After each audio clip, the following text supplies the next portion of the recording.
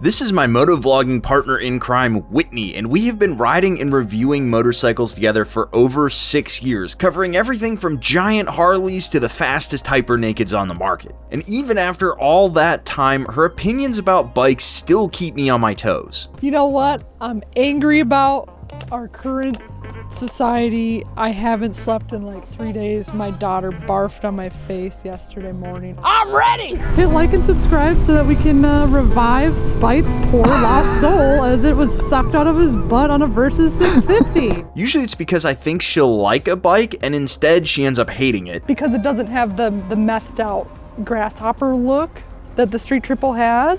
Or maybe it's because she'll come up with the absolute weirdest way to describe a motorcycle. Saying a motorcycle is too fast is like saying your wife's boobs are too big. I don't believe it. Yet in that time, there's only one bike that is her clear favorite, and it makes no sense to me. Whitney, why is this your favorite bike? Spite, I don't know, okay? This absolutely cannot stand, so we're going to try to break down why the XSR 900 is Whitney's favorite motorcycle, why she keeps coming back to it, what surprises her about it, and where she thinks the problems might be, all in an effort to answer once and for all, does this bike give you a soul boner? 100%, all the time, every day, morning, noon, and night. We gotta find out why. Oh, and by the way, before we dive any further into this, I'm giving this motorcycle away, and there are currently less than 100 people entered to win, so your odds are pretty high if you wanted to check it out. Link is down in the description below. You have until June 6th to get entered. Spite, there's something I need you to know about this bike. All right. Crack an egg of knowledge, Whitney. This was made for me. It was specially designed and made exactly for somebody who spent the first 6 to 7 years of their riding career buying multiple vintage bikes, none of them working, rebuilding engines on my coffee table, ruining the coffee table. And then all of a sudden, when, I was looking at like newer bikes, so this was like 2016, Moto Guzzi kept catching my eye because it had the aesthetics, but not all the headache that comes with owning a bike from the 70s. And my godfather, who was a biker, we were out to eat, having pancakes at a diner, and he goes, "Whitney, just buy a goddamn Japanese bike. What's wrong with you?" Dude, it was a moment from God.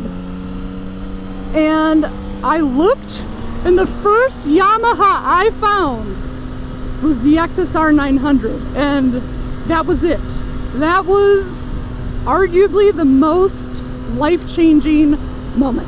Because here I am. I don't think you and I would have met had I not purchased an XSR 900 as my first bike. That story is also so unbelievably you, where you just saw it, you're like, buying it, I'm not even gonna try it, I'm not gonna think about it any further than that, I'm just gonna buy it. That honestly is crazy to me. Dude, fun fact, I've never demoed any bike I've ever bought.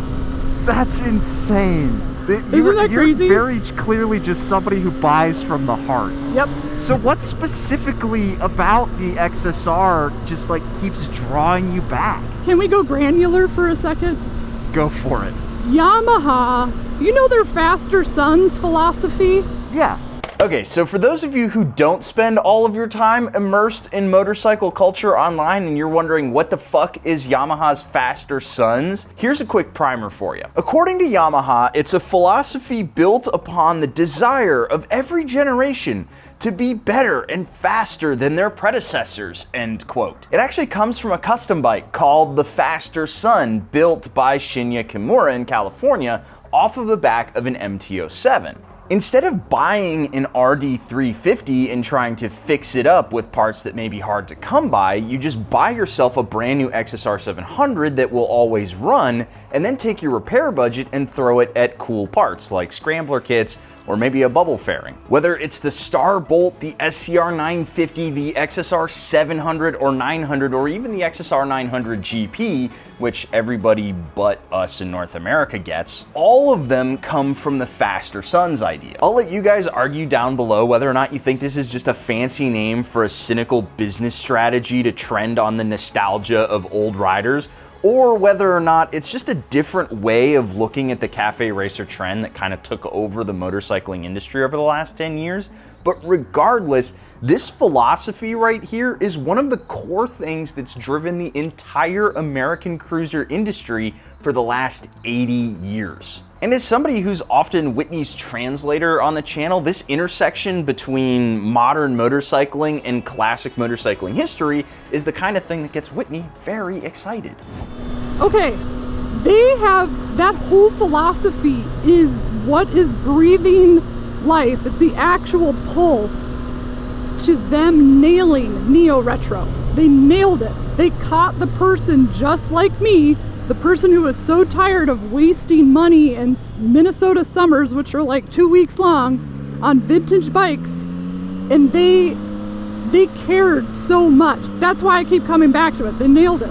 Well, there you go. But hold on, we need to pull over, and there is something we got to talk about. All right, we'll find a quick gas station, gas these things up, and can't wait to hear about this. By the way, if you were wondering what that was on the back of Whitney's helmet in that last shot, it was this, a BrakeFree helmet brake light, which is basically the easiest way to make yourself more visible when you're out on the road. This is super handy when I'm riding in groups, because a lot of times when I'm out there goofing around on the street, I may just be engine braking because we're not going all that fast and I don't actually grab the front brake, lighting up my rear brake light. The BrakeFree helmet light here installs in seconds. There is no wire or connection to your helmet. In fact, it can come off in seconds or go right back on just as easily. The best part for somebody who's forgetful like me is if I forget to turn the unit off when I take my helmet off and just set it down, the accelerometer will actually turn the light off and save the battery for you and turn it back on when you put your helmet on later on. Did I say on enough? That sounded weird. Anyway, if you're interested, check the link out down in the description below where you can get one of these for $10 off by using the code SPIKE. If you're at all interested, I highly recommend you check one of these out. And with that, let's get back to it. Here comes Speed Racer. Guy on that KLR 650 was boogieing. All KLR 650 people are squids. They are, every single person. All right, Whitney, what was so important that we had to pull over and talk about it? There's no brakes. There's no brakes. There's no brakes. You squeeze it like a regular person, like a regular rider who owns a regular bike, and nothing happened, which thank God I knew where I was going. It does help that I did fix that because yeah, this brake feel was horrific. So we got some steel lines on there. The entire problem with the braking system, it's not the master cylinder because they spent the money for the Brembo. It's not the Yamaha house calipers. It's the fact that they put rubber lines on a bike making almost 120 horsepower. It's the spongy numbness that you're not looking for in a bike. It's just kind of Jesus take the brake lever. But is that it? That your only issue is the brakes? Yeah, it's perfect. I had to pull over to tell you it's perfect. Well, okay. We got to talk about the dashboard, right? Like, dashboard's not great. It's pretty hard to see in the sunlight, and it's just this little TFT. Better than Gen 1. Do you remember the dash? When it was very bright out, and we live in Texas, you couldn't see anything. It would stop working. If it was raining, you couldn't see anything. If it was night, actually, you could see it better at night, which is when I'm mostly not riding. So, okay. This is leagues beyond that. What about the suspension? The suspension is improved, but it still feels kind of funny. Fully adjustable? They're fully adjustable, They're right? fully adjustable. Better than Gen 1. Way better than Gen 1. How about like this like headlight assembly? It's kind of cheap looking, isn't it? Are you kidding? Dude, you're nitpicking. I knew it. I knew what you were gonna do today. You were going to nitpick this bike. That's perfect. A few moments later. Also, I feel like this gets bad gas mileage. Am I wrong in that? It's horrific. Yeah, I filled it up before going to your house, and then I got to your house and I'm like, what the fuck just happened? But I did absolutely blast off onto the toll road. Saying a motorcycle is too fast is like saying your wife's boobs are too big. I don't believe it. Is this bike's tits too big? No, it's got a fat ass. If it was a lady, it would be my wife. I would marry the XSR 900, hands down. So you were telling me that I was nitpicking this motorcycle. Dude, you are king of nitpicking. And it's important to do that because when people are shopping a bike, you gotta nitpick. But this, they nailed it with the Faster Sons philosophy, the Neo Retro. This came out right as that was starting to emerge. It checked all the boxes.